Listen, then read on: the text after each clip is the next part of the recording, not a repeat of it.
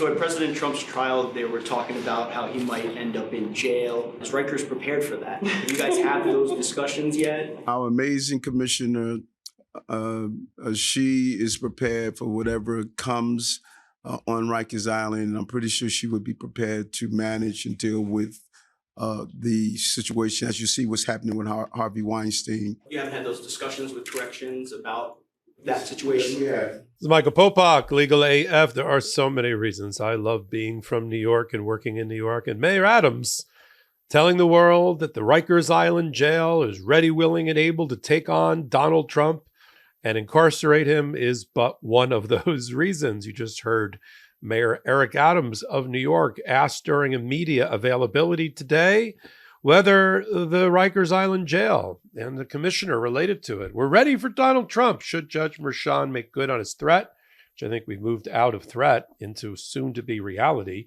that if Donald Trump violates his orders one more time, if he doesn't follow the gag order and tries to intimidate witnesses or jurors or anything like it, he's going to have to be put in jail. The judge wasn't joking. Just the other day, the judge during a hearing said to him, and I quote, Mr. Trump, this is the Judge Merchan. As you know, the prosecution has filed 3 separate motions to fine you in criminal contempt.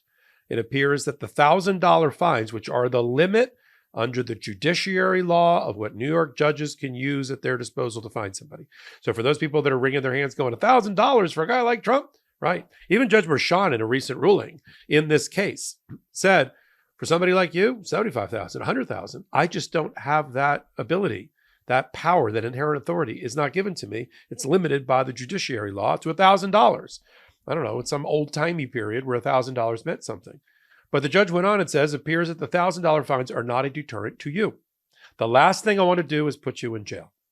You are the former president of the United States and possibly the next president as well. But at the end of the day, I have a job to do. And part of that job is to protect the dignity of the judicial system. And the judge went on to say, I cannot allow your direct attacks on the rule of law to continue. So as much as I do not want to impose a jail sanction, use the J word, I want you to understand that I will, if necessary and appropriate. Now, fast forward, I've already reported on a prior hot take that the Secret Service is already in discussions with Rikers Island, apparently, and whatever other local jail. There's an actual jail in the courthouse that could be used as well. Because if Donald Trump goes to jail, even for a day or 2 or hours, or whatever, Secret Service goes to jail too. Okay, he's not just said, the judge is not just sending Trump to jail. He's sending the Secret Service contingent with him into jail because regardless of your feelings about him, he's a former president and he's a guy running for president and he needs protection from a general population in the jail, especially at Rikers Island. But I love Eric Adams. Let's listen to him closely again. So at President Trump's trial, they were talking about how he might end up in jail. Is Rikers prepared for that? Have you guys had those discussions yet? Our amazing commissioner, she is prepared for whatever comes on Rikers Island, and I'm pretty sure she would be prepared to manage and deal with the situation as you see what's happening with Harvey Weinstein. You haven't had those discussions with corrections about that situation? Yeah. There he says they're professionals, meaning the people on Rikers Island. They'll be ready. And like I said, there's already been discussions with the Secret Service and Rikers Island about this because they have eyes and ears. They see how dangerously close Donald Trump is to getting himself jailed for contempt on one of these counts. And what Eric Adams said is, as it relates to the commissioner responsible for Rikers Island, because on the city council, there are different commissioners who have different remits, different things that they're responsible for. And Adams, as you heard, said, our amazing commissioner, he's referring to Linnell McGinley Liddy, she's prepared for whatever comes on Rikers Island. I'm pretty sure she'll be prepared to manage and deal with the situation. As you see what's happening with Harvey Weinstein, we have to adjust. I love how just he glides into a direct comparison of Donald Trump and Harvey Weinstein. Well, let's hope what happened in New York to Harvey Weinstein doesn't happen to Donald Trump, which is that there was reversible error related to certain evidence that was admitted, giving rise to a reversal of his conviction. We don't want that to happen. And I think that was the concern today, just to mention it as an aside, that an uncontrollable Stormy Daniels, while fun to listen to, was verging dangerously close to bringing in not only impertinent, irrelevant information, but even prejudicial information suggesting that Donald Trump was a sex offender. Now, we know he is one because he was adjudged that way by the E. Jean Carroll jury. But that's not something for this jury, and you don't want to blow their minds literally with reversible error by allowing that. There's ways around that. I'm actually surprised the prosecutors didn't use it. And the main prosecutor who is leading it today, who's a very, very accomplished lawyer, when I've had situations where I've lost control of a witness and I'm dangerously close to maybe causing a mistrial, you got to go to plan B. And plan B is you treat the witness like a hostile witness and you make sure they answer yes or no questions in cross-examination format. That's what you do.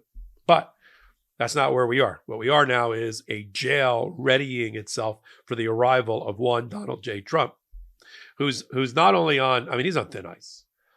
10 violations of the gag order. The judge already telling him that money doesn't seem to be the answer. $1,000 is too little. I'm going to have to do something about it. We're going to have to talk about incarceration.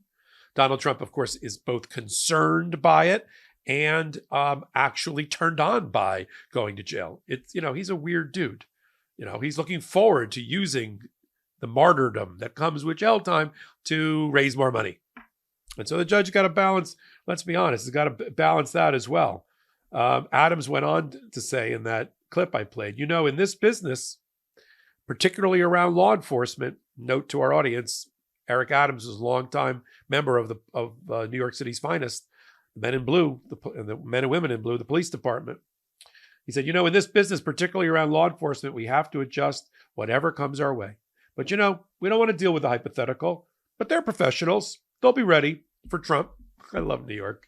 It's a city that never sleeps, even on the rights of a accused Donald Trump, and are not going to sleep and drop the ball on how to incarcerate him if Judge Merchan so orders that. And let me just talk through process. What happens next? Today, as I did in another hot take, the judge used the C word against Donald Trump, contempt. He said, "You're huffing and puffing and cursing audibly that the jury can hear when Stormy Daniels testifies against you. I understand it's embarrassing, but you're intimidating the jury potentially and the witness. And it's contemptuous or contumacious. It's a contempt, meaning you're violating my criminal orders." Todd Blanche, his lawyer, during the sidebar with the judge says, "I understand. I'll talk to him. I'll talk to him. I'll talk to him." Of course, he talked to him. Nothing happened. Donald Trump went out in the hallway to give one of his ridiculous press conferences where he attacks the judge, the system, and everything else. But that's already, we're not even at 3 strikes. Donald Trump is at, by my count as of today, 11 strikes. I'm not sure what baseball game we're playing, but or we've moved into bowling. He's now got 11 strikes against him. The judge has had it. He's used the jail word, an incarceration word, 6 times over the last month, including this week. He's told Donald Trump in no uncertain terms, fines don't seem to make you exercise self-restraint. I'm going to have to come up with something else, which is why we go from the hypothetical, conjectural, I wonder what it'd be like for Donald Trump in jail, to how dangerously close is Donald Trump about going to jail? And he is. If we're using a football, continue like some sort of sports metaphor, he's on the half-yard line. He's going to punch it in and go to jail. It's not going to be touchdown. It's going to be jackpot. And Donald Trump's going to find himself in. He better be packing his toothbrush along with all of his hair and self-tanning products when he heads into court. Because that's where he's going. I don't know if it's the one in the back of the courthouse, because, every criminal court has its own jail. Or if they're going to actually load him up and take him, I guess, through Secret Service and the Beast or in some sort of SUV to Rikers Island and then process him like any other common criminal. Fingerprint. He doesn't get to wear his toupee either. I don't mean to be mean, but he doesn't get to wear his toupee in jail either. So he's either going to have to leave that thing glued on, whatever's on top of him, or he's going to be taking it off. And we're going to be seeing some photos related to that under public disclosure. And then, right next to him, it'll be like a suite right next to him is going to be a whole bunch of not that happy Secret Service officers, Secret Service agents. But the city is thinking about it. Right? We're starting to bargain about how to jail Donald Trump, not if we can jail Donald Trump. And to those that are supportive of our criminal justice system and our constitutional democracy, that's music to our ears. Not because I want to see a guy jailed for not doing anything, but I want to see a person jailed for thumbing his nose at my criminal justice system that I work in, every day and have worked in since I graduated law school. And I don't care what, I know the judge wanted to do a little bit of acknowledgement. He was president, could be president again. I get it, but you're in my courtroom, my rules, I'm wearing the robe, and he's got to continue to do that. Or you think it's bad today with him pounding the table and rolling his eyes and cursing out loud for the jury to hear about Stormy Daniels. He's acted out a lot. Jeff McConney basically slit his throat. I'm talking about Donald Trump's throat as his former controller, his financial insider, about things that he said in front of the jury that are just devastatingly terrible for Donald Trump. But Donald Trump, of course, whistling past the graveyard as McConney came off the stand, fist bump, big smile. Wants the jury to think nothing to see here. I like that testimony. That was good testimony. He's not supposed to do that either. He's not supposed to bolster the testimony of anybody. He's not supposed to diminish it or tag it or intimidate it. He's supposed to be neutral. He's not supposed to be an actor, like affecting the outcome by how he acts at the counsel table, at the defense table. But we'll do what we always have to do. We'll have to continue to follow this on the MeidasTouch Network and on Legal AF. Join us on Wednesdays and Saturdays when? 8 p.m. Eastern Time. You knew that. On this YouTube channel. Free subscribe. Help them get to 3 million. If you like what I'm doing, I'm Michael Popok. Give me a thumbs up. Leave a message. It helps with the algorithmic gods to keep me on the air, so to speak. And then you can pick up our audio podcast and video podcast called Legal AF. Join us Wednesdays, Saturdays, 8 p.m. Eastern Time. You'll find out why we call it Legal AF, where we curate the top 5 stories at the intersection of law and politics. On Wednesdays, I do it with Karen Friedman Kniflo. On Saturdays, with my co-founder, Ben Meiselas. And then, if you like what we're doing here, there's ways to support us. This is one way on hot takes like this. And then we have a new Patreon, patreon.com/legalaf. You can learn the nitty gritty of the law that we talk about all the time on Legal AF. It's for non-lawyers, but lawyers enjoy it as well. It's like a TED Talk in a law school had a baby. And we do it on patreon.com/legalaf. So until my next hot take, until my next Legal AF, until my next Patreon exclusive video, this is Michael Popok reporting. Heary, heary, Legal AF Law Breakdown is now in session. Go beyond the headlines and get a deep dive into the important legal concepts you need to know, and we discuss every day on Legal AF. Exclusive content you won't find anywhere else, all for the price of a couple of cups of coffee. Join us at patreon.com/legalaf. That's patreon.com/legalaf.